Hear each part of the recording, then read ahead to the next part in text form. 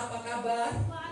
Ya, saya selalu katakan bahwa akhir tahun itu adalah hari-hari yang sebenarnya menyenangkan bagi sebagian orang dan kurang menyenangkan bagi sebagian orang. Menyenangkan bagi saudara dan saya yang memang rindu. Saudara lihat bagaimana hadirat Allah begitu hebat, dahsyat, luar biasa. Waktu kita merayakan Natal tanggal 25 Desember kemarin, ibadah Natal umum. Nah saudara, saya menerima janji dan pesan Tuhan, di mana ini semua sudah kami rangkum. Nanti malam 31, malam tanggal 1 maksud saya, malam tahun baru, kita di sini jam 7 untuk menerima dan menikmati, mencatat apa yang akan terjadi di tahun depan dan bagaimana rancangan-rancangan Allah kepada kita. Karena kita tahu gereja ini adalah gereja profetik, gereja yang berjalan bersama dengan apostolik, profetik, yaitu yang puas dengan hadirat Allah dan tidak dengan yang lain.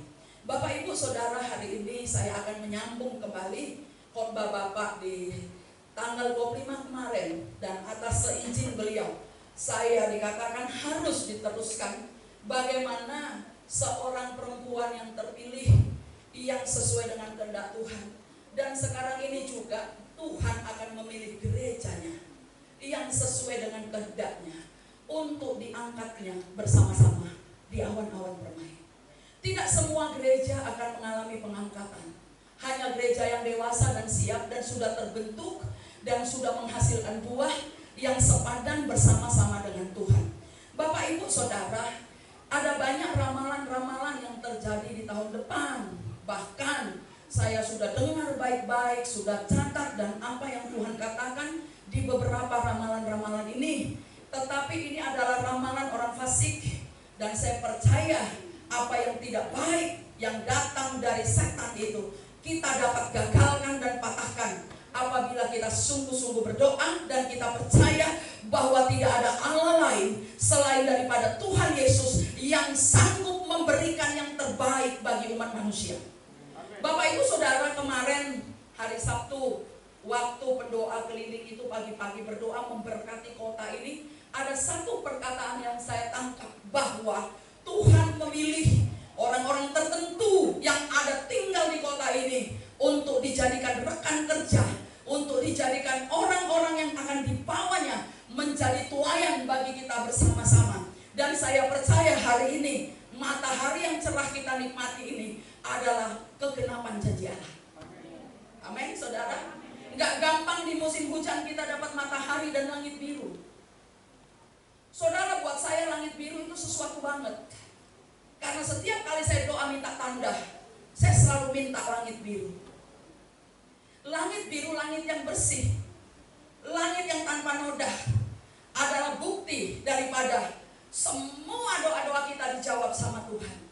Waktu tadi pagi Bapak buka pintu, Bapak bilang terima kasih untuk semua berkat-Mu yang sedang datang kepada kami, yang sedang penuhi kami. Dan dia mulai berdoa, saudara. Ketika tadi pagi kami juga selesai doa pagi, saudara, ada beberapa hal pesan yang secara benar-benar ini kami harus berikan kepada Bapak Ibu Saudara. Tolong jaga hidup saudara. Benar-benar harus dijaga. Baik dalam bergaul, baik dalam berjemaat, baik dalam bergembala dan digembalakan, baik menghadapi hamba-hamba Tuhan yang lain. Siapapun dia, jangan pernah lontarkan perkataan yang tidak baik kepada hamba Tuhan siapapun. Bukan hanya kepada kita, siapapun dia. Kenapa? Sebab dengar, Allah memilih hamba-hambanya sesuai dengan keputusannya, dan tidak ada satu orang pun yang dapat menggugatnya. Sekalipun engkau melihat, mengetahui ada hamba-hamba Tuhan, pendeta-pendeta yang hidupnya enggak benar, jangan pernah keluarkan perkataan yang tidak baik. Ini ngeri, sebab kita tahu dan kita sudah melihat hasilnya. Nah, Bapak Ibu, saya nggak mau yang serem-serem hari ini, karena ini adalah hari terakhir. Saya mau yang enak, nikmat, luar biasa. Yes.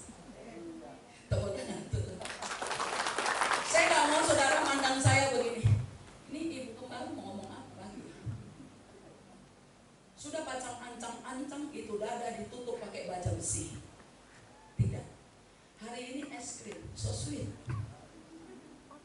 Manis. Semanis dandanan saya hari ini. Semanis Anda semua. Wow. Saya lihat ini luar biasa. Tapi saya minta tolong nih. Kalau nyembah Tuhan matanya jangan pandang ke karpet. Pandang Tuhan. Amin. Amin. Itu di karpet ada apa? Ada tai ayam di kaki kau itu. Ya, pandang ke Tuhan. Angkatlah wajahmu. Angkat suaramu. Sebab manis wajahmu. Lembut suara. Coba lihat kanan kiri, cantik gak kau semua? Nah. Ya. Benar? Luar biasa toh? Ajaib toh Tuhan? Di dalam Anda ada Roh Kudus. Ngapain minder? Ya, minder milik setan. Minder milik setan. Minder milik setan. Amin. Amin. Bilang setan nyalu. Minder-minder pergi lu. Gua anak Tuhan. Hari ini saya mau berbicara tentang kehendak Allah. Bapak Ibu Saudara, waktu hari Natal umum kemarin Bapak Gembala mengatakan bahwa Tuhan memilih orang yang tepat bagi dia.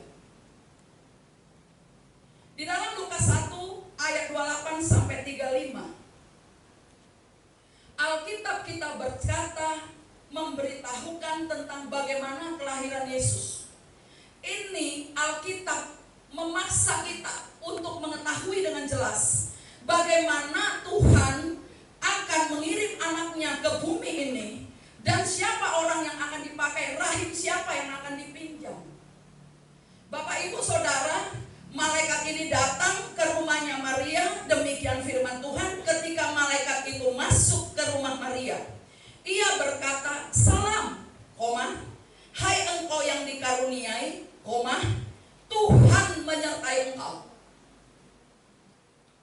Jadi bukan begini, salam hai engkau, salam hai Maria yang dikasih itu, salam hai engkau yang dikaruniai Tuhan, enggak. Salam hai engkau yang dikaruniai. Kemudian Tuhan menyertai engkau. Bapak Ibu Saudara, salam ini mengejutkan sekali buat Maria. Kaget, karena kita tahu di sepanjang sejarah manusia, sepanjang sejarah peradaban, dan Alkitab juga menceritakan dengan jelas bahwa tidak sering-sering, bahkan jarang sekali manusia mendapat kunjungan dari Allah melalui malaikat. Di perjanjian lama hanya ada beberapa orang, dan di perjanjian baru juga kita lihat dengan jelas hanya beberapa kali. Kita tahu bahwa kunjungan malaikat ini merupakan satu surprise buat manusia. Sampai detik ini saya nggak pernah dengar lagi ada orang ketuk pintu, malaikat Tuhan ketuk pintu bilang begini, di rumahmu gak ada beras, salam hai engkau yang dikaruniai, di rumahmu gak ada beras, terimalah ini sembako dari surga. Nggak ada, saudara. Tetapi Maria mendapat satu kejutan, kata Tuhan. Dikatakan itulah sebabnya Maria terkejut, ayat 29. Maria terkejut mendengar perkataan itu, lalu bertanya di dalam hatinya, apa arti salam itu? Kok tiba-tiba didatangin malaikat dikatakan salam hai engkau yang dikaruniai? Apa ya artinya? Tetapi malaikat tahu, karena malaikat mengerti perasaan Maria pada waktu itu. Dikatakan malaikat itu ayat 30, jangan takut hai Maria, sebab engkau beroleh apa? Kasih karunia di hadapan Allah. 2 kali kasih karunia. Kasih karunia. Bapak Ibu Saudara, malaikat tahu bahwa ini bukan pesan biasa. Jadi Tuhan itu suruh malaikat ketuk pintu, ngomong dulu yang baik-baik. Ada apa? Pesan yang harus disampaikan jelas, tapi orangnya harus bisa terima. Itulah sebabnya dikatakan jangan takut hai Maria, sebab engkau beroleh kasih karunia di hadapan Allah. Nah, mari kita pelajari satu persatu. Di dalam kata dikaruniai. Dan kasih karunia hampir sama tapi berbeda. Di dalam dikaruniai, dalam bahasa Yunani disebut karito. Carito, artinya satu, mendapat penghormatan khusus yang spesial. Nah, luar biasa bukan? Jadi kalau saudara itu diajakin pelayanan itu, saudara dapat penghormatan itu bukan dari bupati, gubernur, presiden, dari kerajaan Allah. Mendapat penghormatan khusus spesial. Yang kedua, sangat disukai. Nanti saya jelasin. Sangat disukai. Yang ketiga, mendapat berkat. Saya akan baca ulang firman ini. Ketika malaikat itu masuk ke rumah Maria, ia berkata, "Salam, hai engkau yang dikaruniai, Tuhan menyertai engkau." Maria terkejut mendengar perkataan itu, lalu bertanya di dalam hatinya, "Apakah arti salam itu?" Kata malaikat itu kepadanya, "Jangan takut, hai Maria, sebab engkau beroleh kasih karunia di hadapan Allah. Sesungguhnya engkau akan mengandung dan akan melahirkan seorang anak laki-laki, dan hendaklah engkau menamai anak dia Yesus. Ia akan menjadi besar dan akan disebut anak Allah yang Maha Tinggi, dan Tuhan Allah akan mengaruniakan kepadanya tahta Daud bapa leluhurnya, dan ia akan menjadi raja atas kaum keturunan Yakub sampai selama-lamanya, dan kerajaannya tidak akan berkesudahan." Kata Maria kepada malaikat itu, "Bagaimana hal itu mungkin terjadi? Karena aku belum bersuami." Jawab malaikat itu kepadanya, "Roh Kudus akan turun atasmu, dan kuasa Allah yang Maha Tinggi akan menaungi engkau. Sebab itu anak yang akan kau lahirkan itu akan disebut kudus, dan kudus anak Allah." Mari kita lihat di ayatnya yang ke-37. 2, 3, ya.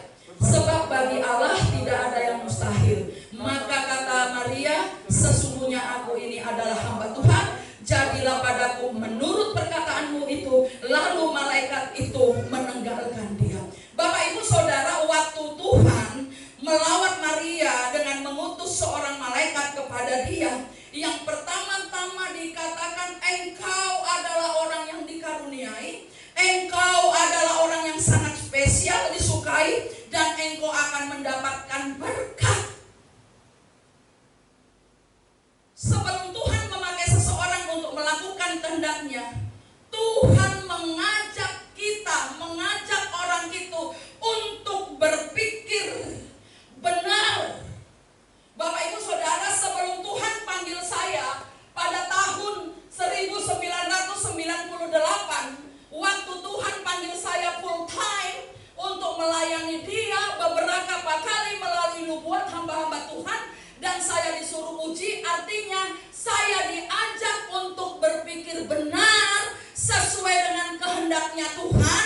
Tuhan gak paksa, artinya Tuhan kasih waktu kepada saya untuk berpikir benar tentang panggilan saya untuk melayani secara full timer, karena saya tahu saya harus jelas panggilan Allah tidak selalu identik dengan kekayaan dan berkat.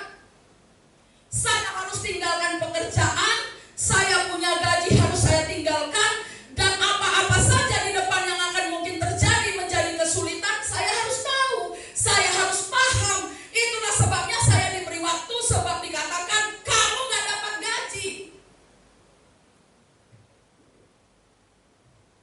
Waktu Tuhan panggil saya, Dia gak bilang begini, "Kamu jadi hamba Tuhan full timer, gajimu 10 juta, disiapkan mobil dinas, dikasih rumah." Enggak. Tapi Tuhan bilang, "Aku mau pakai kau." Ada konfirmasi yang jelas. Yang pertama, melalui Bapak rohani, yaitu gembala. Yang kedua, melalui ibu rohani yang selalu membimbing. Yang ketiga, melalui orang tua. Saya juga dapatkan bahwa konfirmasi ini jelas untuk saya bisa lanjut atau tidak menjadi seorang hamba Tuhan dan meninggalkan pekerjaan. Demikian dengan Maria, waktu malaikat Allah datang kepada dia dan ngomong begini, "Salam, hai engkau yang dikaruniai."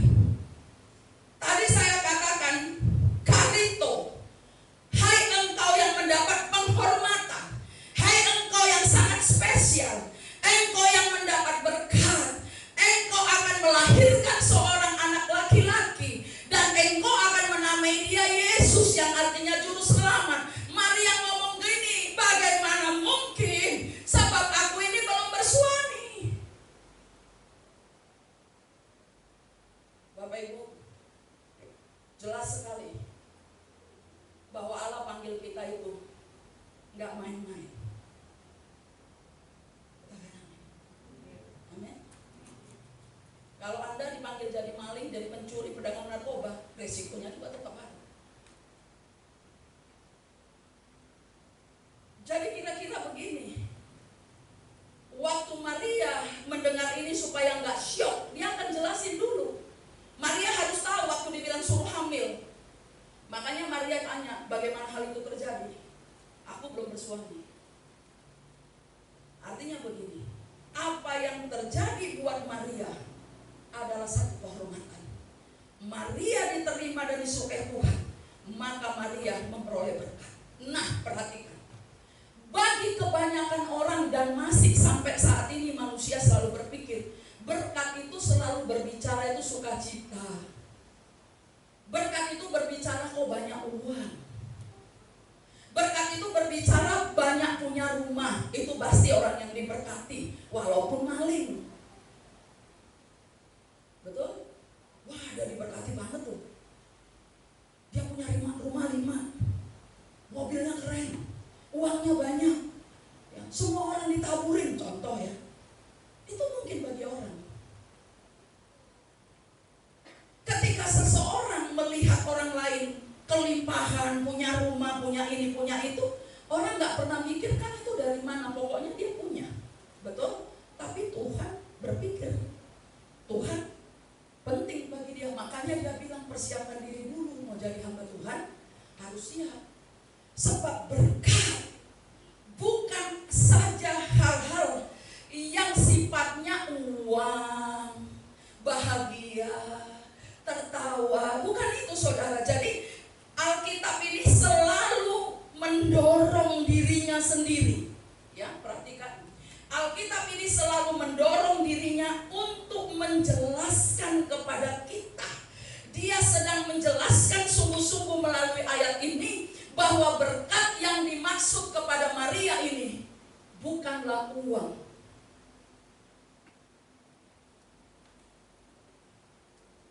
Sekali lagi, Alkitab sedang berupaya berkata kepada Maria bahwa berkat karunia yang diberikan kepada Maria ini bukanlah uang.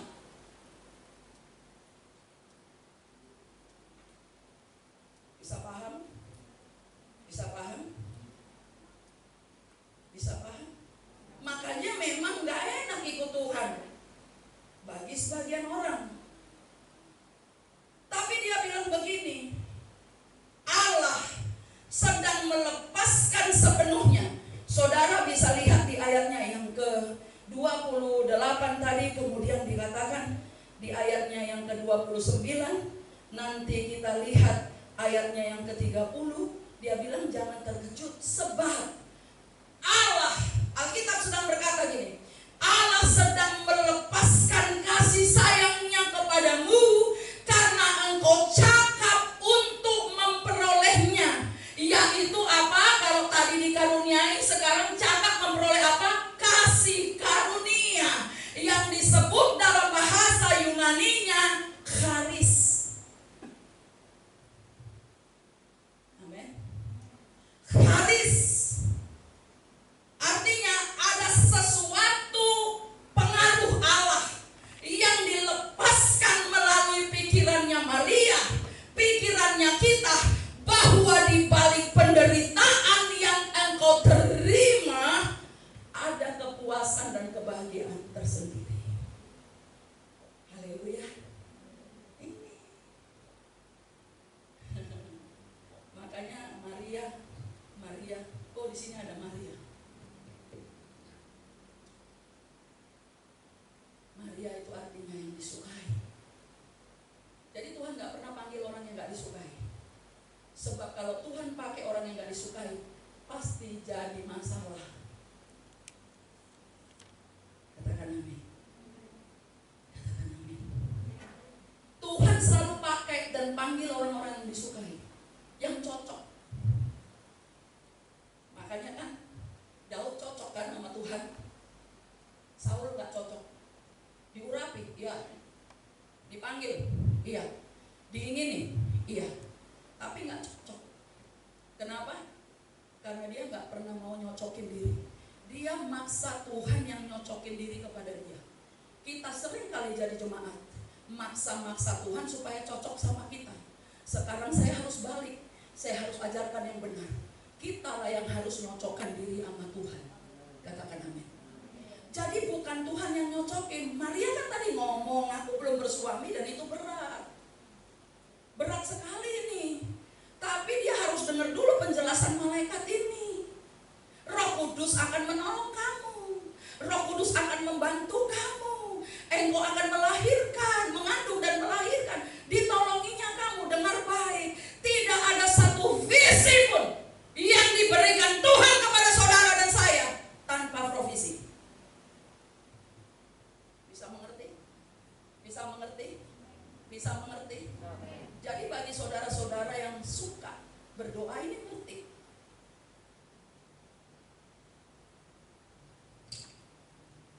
Tuhan ngomong gini sama saya, kamu jangan suka kedombrengan lagi. Bahasa Jawa itu kedombrengan apa ya? Wah, kesannya gitu. Kamu lihat, waktu kamu punya problem, Tuhan hadir nggak? Kalau Tuhan sampai nggak hadir waktu kamu punya problem, artinya kau sudah ditinggalkan.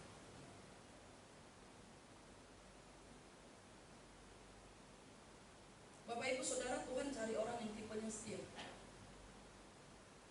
Bayangin dah, ngangon kambing domba cuma 3 ekor. Dia nggak rasa-rasa. Ya, saya anggap juga kami begitulah. Udah pinter dikit pergi, ya kan? Bangun gereja, walaupun resikonya gede, anak jadi tumbal.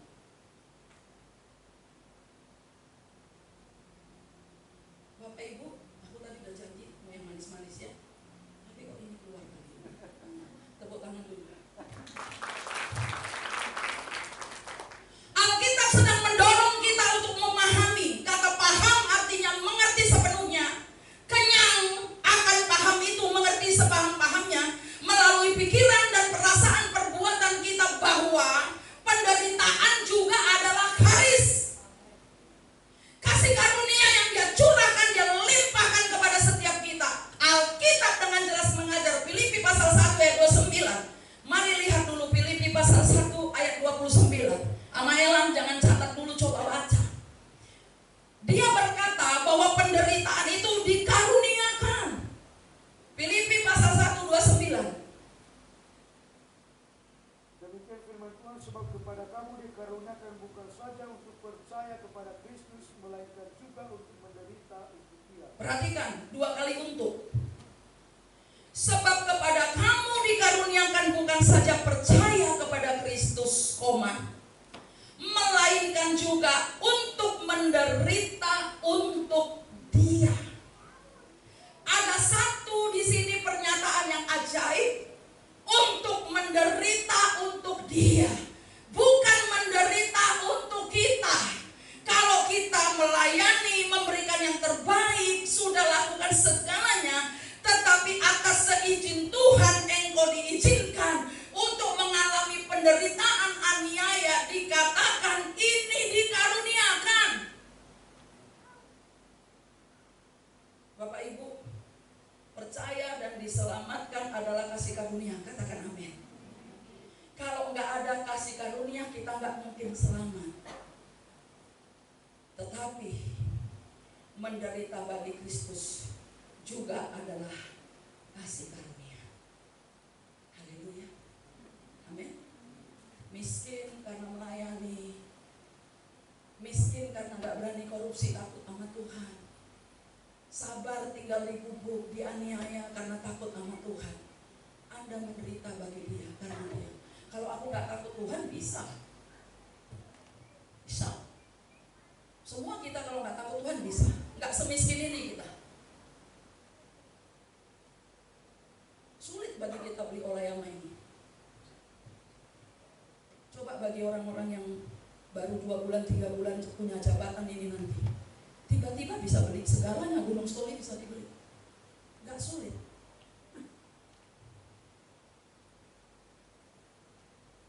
Tapi kita memang harus menderita. Kadang-kadang saya bilang gini, Tuhan,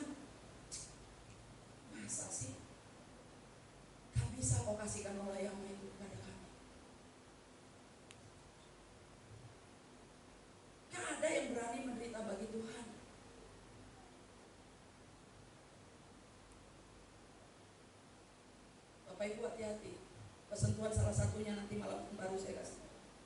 Saudara belajar mencuri sedikit saja, yang kelihatannya saudara baik-baik, alim-alim, itu akan dipermalukan besar-besaran tahun depan. Dunia akan kaget melihat engkau.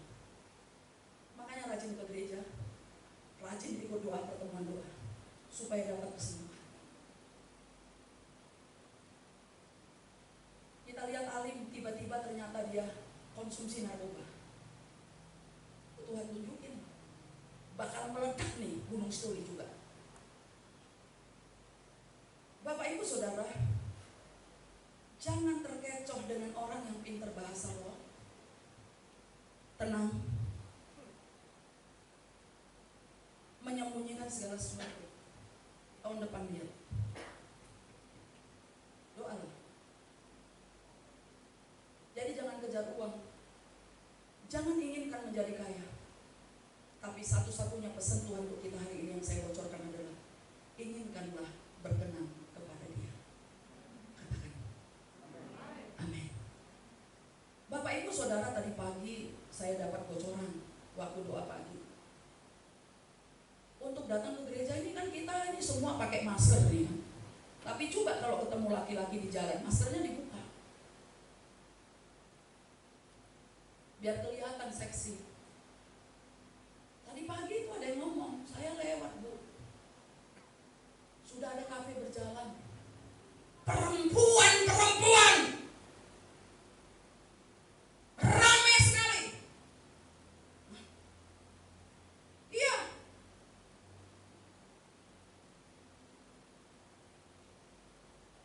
Saya bilang gini, udahlah nggak usah masker-maskeran lah. Di pesta juga nggak ada batas duduknya. Tenang mereka, nggak kena juga nya.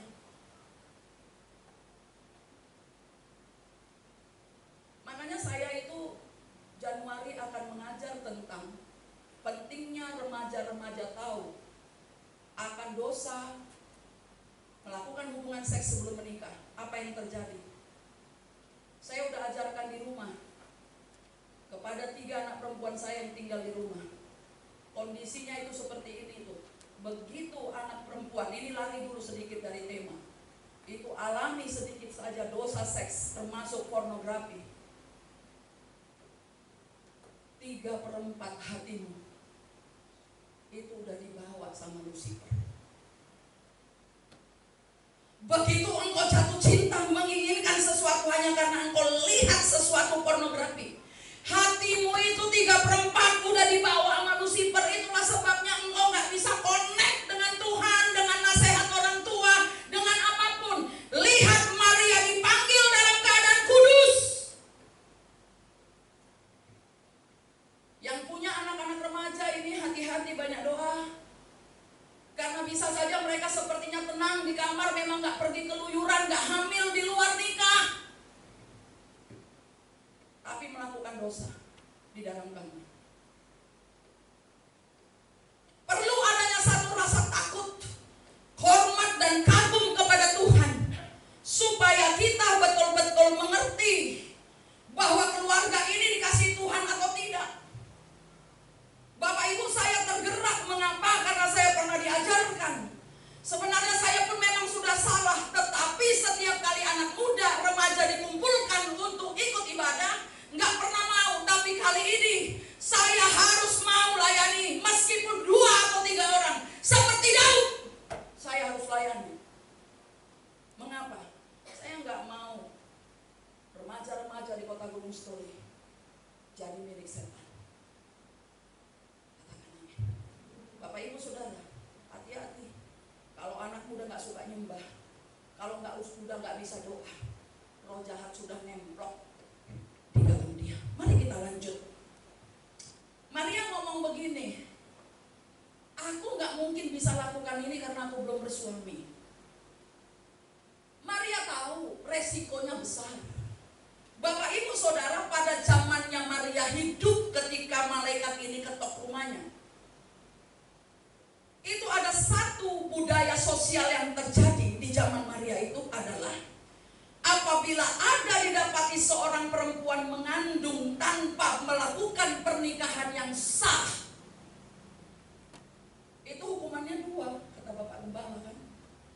pertama dirajam sampai mati, dirajam dengan batu sampai mati.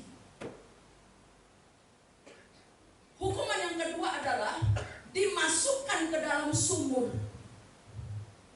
dibiarkan tenggelam dan sampai mati, kemudian mengambang dan mayatnya dibiarkan. Ini resiko yang sedang berkecamuk di pikirannya Maria. Makanya dia bilang, masa sih hal ini bisa terjadi?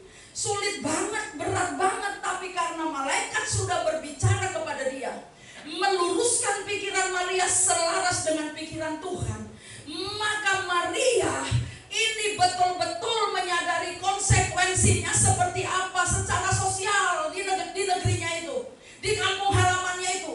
Apa yang akan terjadi, Bapak Ibu? Ngeri banget. Konsekuensinya dia udah tahu. Tetapi ini malaikat ngomong, bagaimana ya ini? Waktu malaikat ngomong, dia bilang, bagaimana mungkin hal itu akan terjadi? Hei, ini hal yang sangat buruk yang akan menimpa aku. Apakah Allah mengirimmu ke sini untuk menyatakan itu dan membuat aku menderita?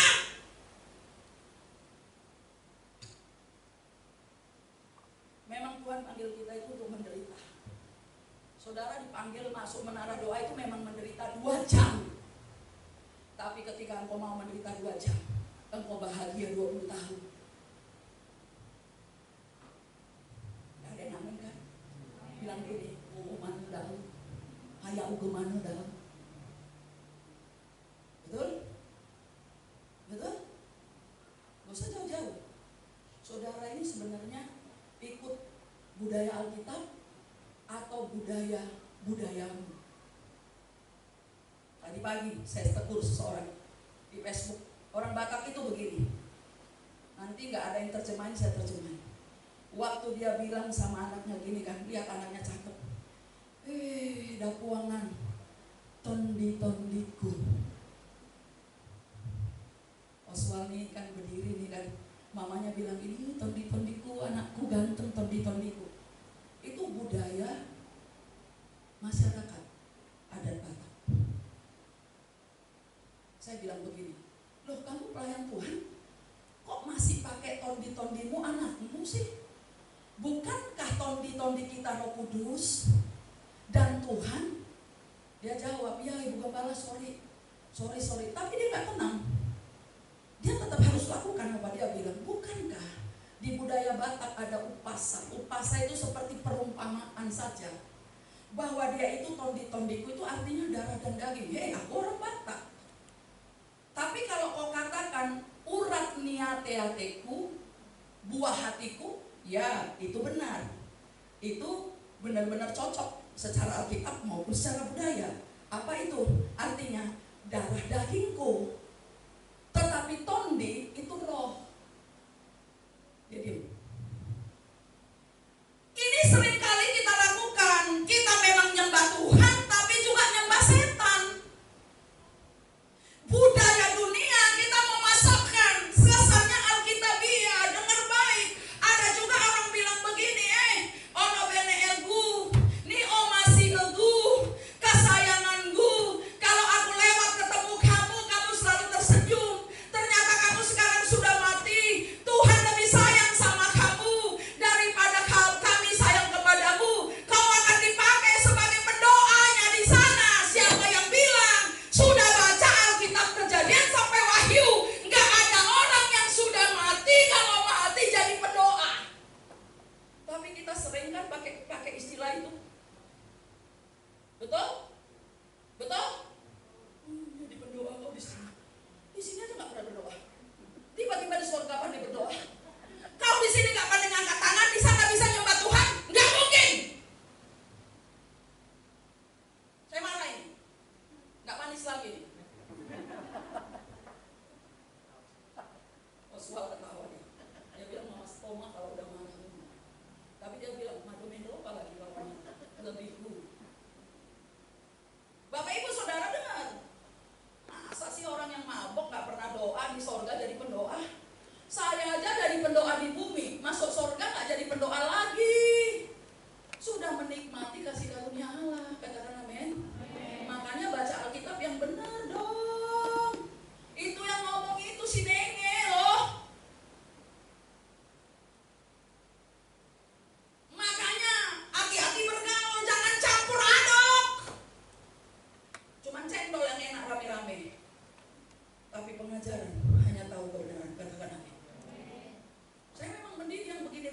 Siapa suruh dia berteman sama saya di Facebook? Saya tulis lah. Saya harus katakan. Karena itu tugas saya sebagai hamba Tuhan, hamba Allah. Nggak mau diem. Anda salah, saya tegur. Tengah malam saya datengin. Kalau kau salah ngomong di Facebook, tengah malam kami udah tidur, lihat, datengin. Tujuannya supaya kau selamat.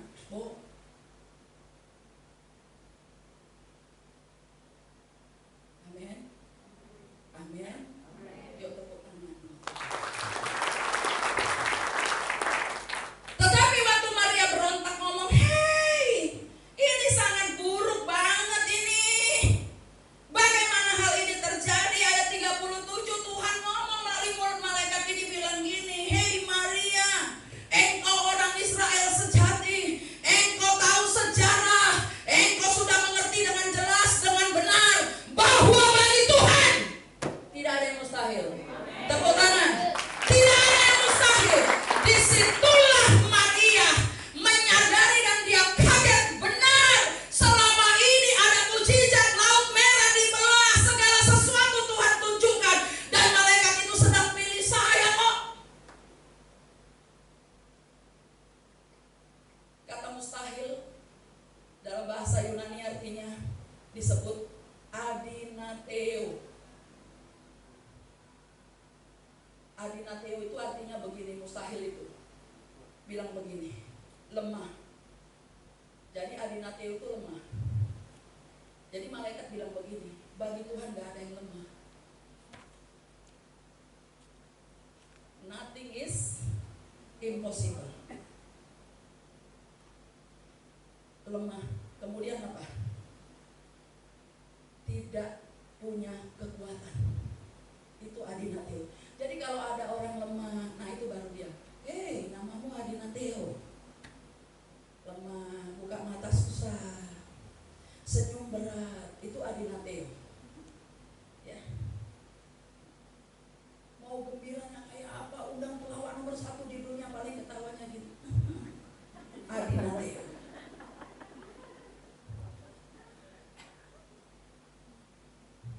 Lemah banget.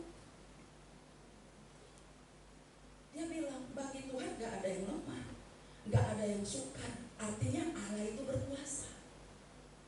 Maria kaget.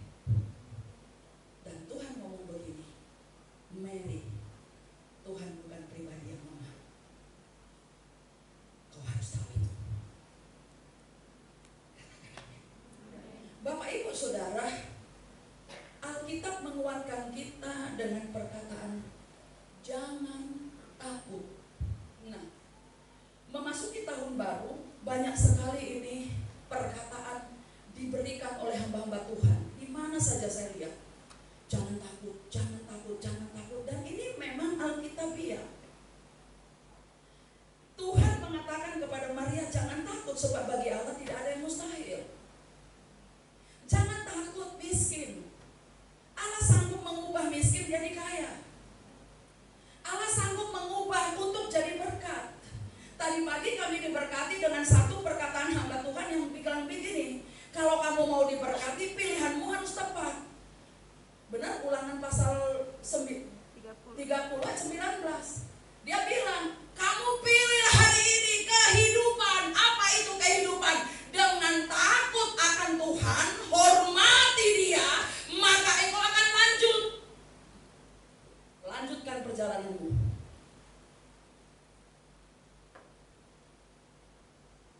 Gampang kok lihat orang yang takut akan Tuhan.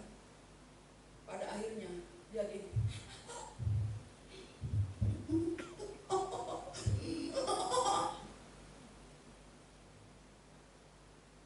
Gak takut itu. Sebab Allah gak pernah merencanakan yang jahat dalam hidup kita. Amin. Kalau itu terjadi, konsekuensi dari perbuatan kita. Bapak Ibu Saudara, Maria sekali lagi paham benar. Itu dulu. Kedua, yakin benar. Paham, yakin bahwa Tuhan Maha Besar, tidak lemah, dan setelah yakin benar dan kenal benar, berhubungan benar dan mengetahui benar siapa Tuhan, maka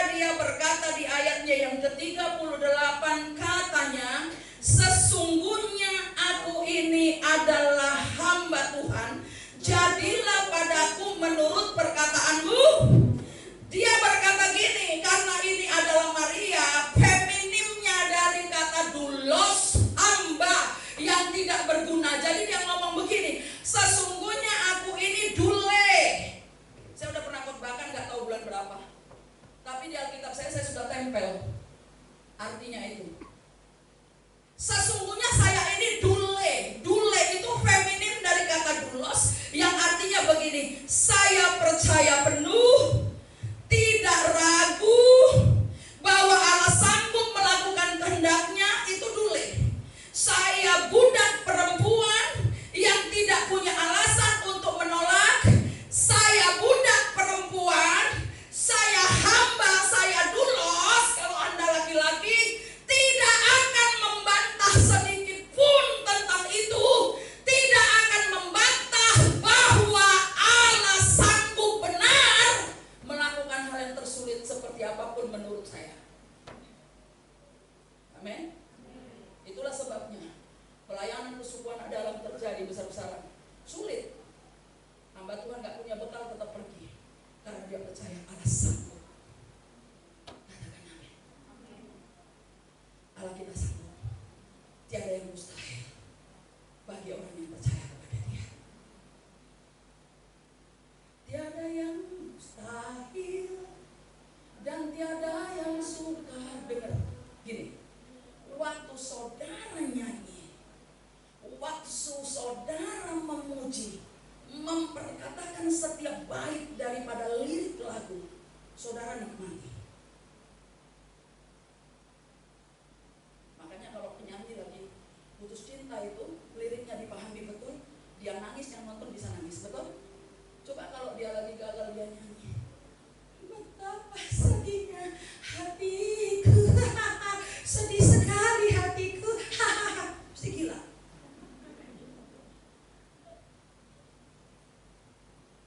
Kalau sedih ya sedih. Amin. Amin. Berubahlah saudara. Kita ikuti perubahannya. Saya ini hamba Tuhan. Jadi kalau ditegur jangan marah. Tak boleh. Kenapa? Oh, saya lihat hamba Tuhan kok. Kan kita ini sedang diperbaiki. Daripada setan yang negor, masuk impus, masuk semuanya, ususmu dioblok-oblok, mana lebih enak? Dimarahin Ibu Juliana atau dimarahin setan?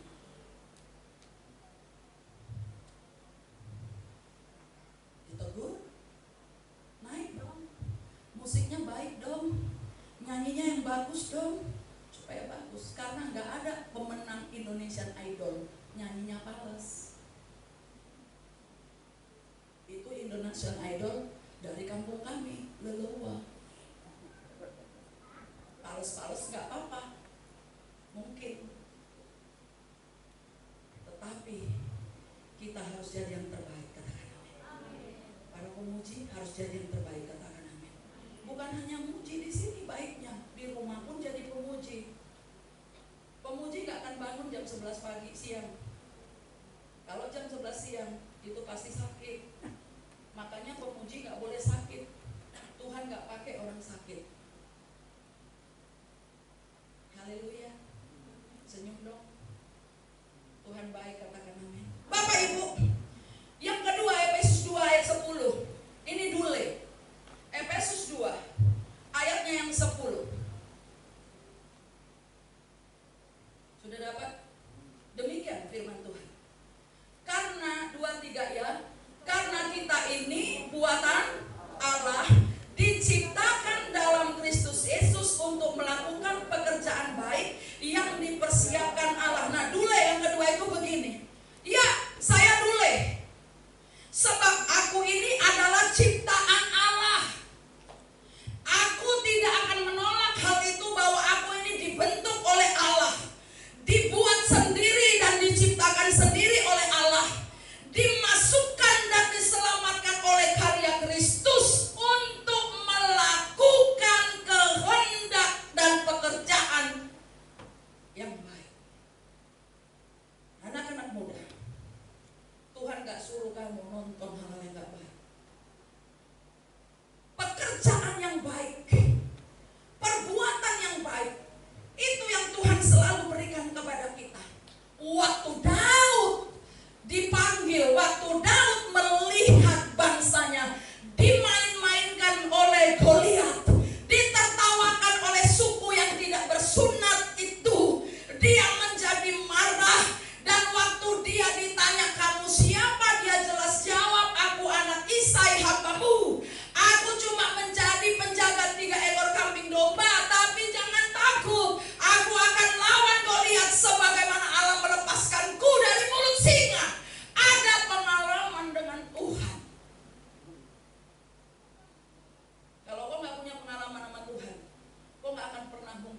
kasih.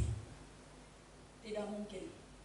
Seseorang teman Facebook saya ngomong begini, Bu, ada banyak pendeta nggak pernah tuh cerita apa Tuhan bagaimana ini kesiapannya bagaimana. Ya, paling nanti sudah selesai mengatakan tugas, puji Tuhan. Tapi nggak pernah. Saya bukan orang karismatik, tapi suami saya bertobat karena membaca tulisan itu. Bagaimana gereja ibu berdoa? Saya melihat bagaimana luar biasa. Dengar baik. Gak usah tunggu 3.000 orang puji kamu. 1 orang punya pengakuan, pelayanan berhasil. Itu sudah cukup, lebih dari cukup. Tepuk tangan untuk. Karena itu jangan pernah capek, jangan pernah letih, jangan pernah lesu. Saudara, itulah sebabnya di akhir tahun ini saya melo banget dengan Tuhan. Sikit-sikit nangis bukan karena sedih dan kecewa, tapi bagaimana Allah mempertontonkan pembelaannya kepada kita. Bagaimana Allah memberikan kepada kita jawaban-jawaban, janji-janji itu begini. Ingat ya, bukan hanya berkat janji Tuhan. Janji tentang musuh-musuhmu pun Tuhan tunjukkan. Hamba Tuhan gak boleh punya musuh, katakan amin. Tapi orang yang gak menyukaimu itu jelas musuhmu. Aku suka kepada kalian semua, tapi saya gak bisa paksa kau suka sama aku. Waktu kau gak suka sama aku, kau memusuhi aku, dan aku musuhmu. Betul? Jadilah baik. Harus punya sikap JOBS, jobs. Jadi orang baik saja. Katakan amin. Orang gak suka sama kamu, dia akan cari-cari cara untuk menjatuhkan kamu. Orang yang gak suka sama kamu, dia akan cari alasan untuk membongkar apa saja yang buruk. Yang walaupun gak buruk, dia akan cari terus. Itu pekerjaan orang jahat. Tapi pekerjaan jemaat GB Rumah Persembahan adalah pekerjaan yang baik. Amin. Orang-orang di luar sana boleh cari kesalahanmu, mereka boleh lupakan kebaikanmu, menganggap nasihatmu sebagai semburan api, tetapi engkau adalah orang baik. Makanya punya istilah jobs. Saya pegang itu jobs. Jadi orang baik saja. Kalau jadi orang benar aja susah, tapi paling tidak kita jadi orang baik. Karena itu dengar, jaga mulut kita. Jangan sampai wer-weran. Kata wer-weran tahu? Wer-weran itu bahasa Jawa itu kececeran. Bapak Ibu Saudara, Maria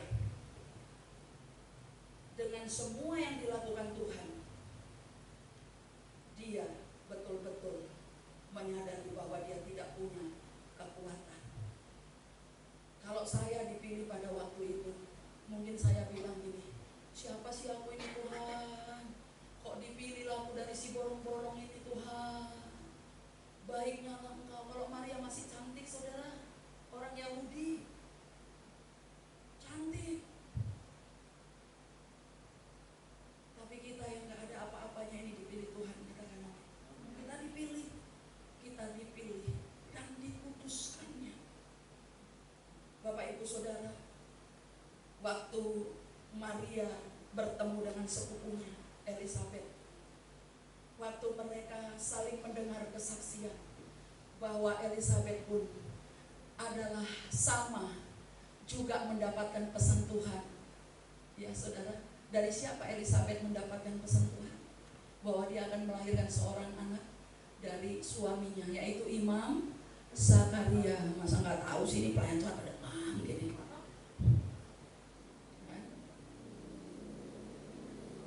Bahwa dia akan punya. Saudara, bahwa hari ini Tuhan mau pakai kita luar biasa. Waktu dia nyanyi, lalu kata Maria, aku memuliakan Tuhan dan jiwaku bergembira karena dia, karena perbuatannya sangat ajaib. Aku memuliakan Tuhan. Ini muncul tiba-tiba aja ya, ayo nyanyi. Aku memuliakan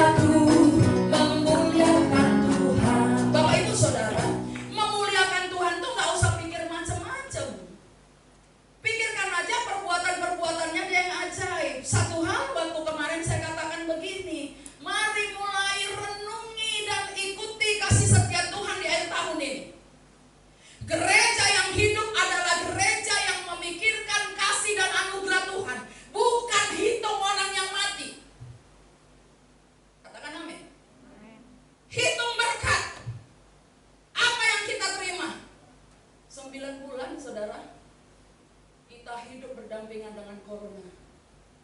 Adakah di antara jemaat GBI Rumah Persembahan yang kena? Tidak ada. Apakah karena kau lebih hebat dari orang lain? Tidak. Lantas kenapa? Kasih karunia, kebaikan Tuhan semata. Bapak Ibu Saudara, mari buka kedua telapak tangan orang yang sudah dapat kasih karunia. Sambil saya mengundang semua anak-anak maju ke depan untuk didoakan oleh gembala. Sekali lagi anak-anak sekolah yang ada di sini, karena maju ini saja tahu Bapak. setelah ini nanti Tolong ini remaja. kita atur mereka. Dia Hati mereka saya akan tergerak didoakan untuk dari mereka. Kalau saya melihat mereka diam maju, kasihan sekali. Iya. Kasih setiamu yang ku rasakan